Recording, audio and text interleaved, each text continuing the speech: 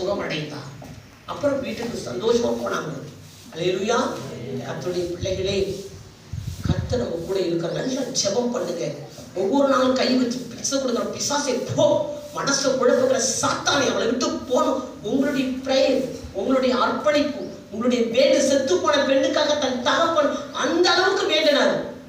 கர்த்தர் உயிரோடு இருப்ப தன் பிள்ளைகளுடைய சுகத்துக்காக கர்த்தரிடத்தில் வேண்டிக் கொள்ளுங்க.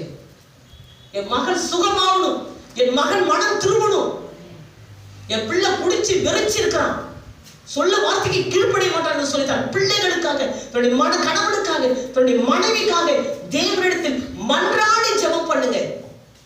நிச்சயமா நம்முடைய ஜெபத்துக்கு தேவன் பதில் கொடுப்பான். அவரால் முடியும்.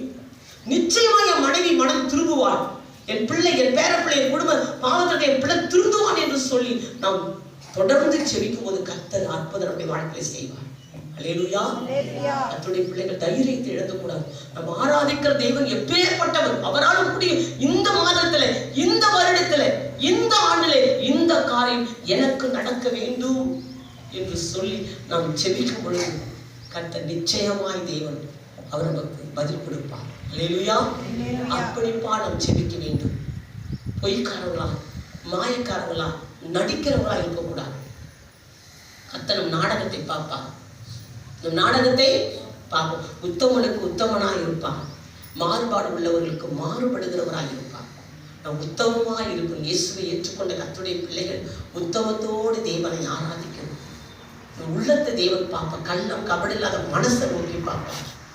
அப்படியேப்பட்ட உள்ளவங்களுக்கு திடீர்னு தேவன் பதில் கொடுப்பார். எல்லாம் முழங்கால் படிக்கணும்.